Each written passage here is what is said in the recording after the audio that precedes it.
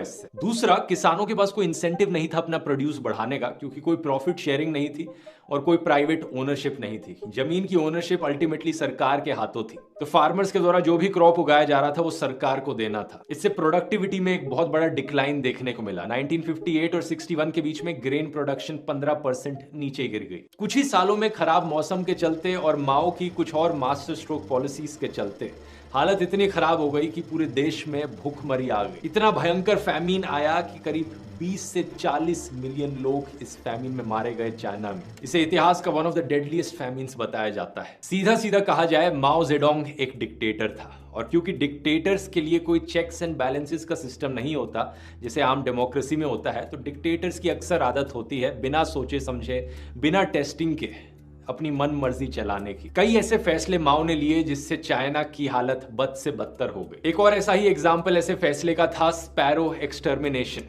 माओ का पर्पस था food production को बढ़ाना, तो ऑर्डर किया गया कि जितनी भी स्पैरोज हैं, जितनी भी चिड़िया हैं, उन्हें मारा जाए लोगों के द्वारा, क्योंकि वो चिड़िया दाना खाती हैं, खेत से कुछ क्रॉप्स के ग्रेन खा लेती हैं, इसलिए खेतों में फसल पर असर पड़ता है, इसलिए सारी चिड़ियों को मार दिया जाए देश से। जब ये कैंपेन चलाई गई, स्पैरोज को मारा जाने लगा, कुछ साल बाद लोगों ने रियलाइज किया कि ये जो कीड़े मकोड़े हैं वो तो इतनी तेजी से मल्टीप्लाई कर रहे हैं और उससे जो हमारी फसल है और भी ज्यादा डैमेज हो रही है, उससे हमारी जो फूड शॉर्टेज की प्रॉब्लम है वो और भी बद से बदतर हो रही है। फिर बाद में किसी साइंटिस्ट ने अपना दिमाग लगाया और पता चला कि भाई अगर सब चिड़ियों को मार दोगे तो उन कीड़े मकोड़ों को खाने वाला कोई नहीं बचेगा। चिड़िया उन कीड़े मकोड़ों को खाने का काम करती थी, जिससे उनकी पॉपुलेशन कंट्रोल में रहती थी। यहाँ पूरा इकोलॉजिकल बैलेंस डिस्टर्ब कर दिया और हालत ये हो गई, फिर फैमिन आ गया। इतने बड़े फेलियर के बाद माओ को क्रिटिसाइज किया जाने लगा चाइना की आम जनता के द्वारा और कम्युनिस्ट पार्टी के लोगों के द्वारा भी, लेकिन माओ जेडोंग अपनी गलती मानने के लिए राजी नहीं था। एक और कैंपेन शुरू करी जाती है, कल्चरल रेवोल्यूशन 1966 में। नाम से लगे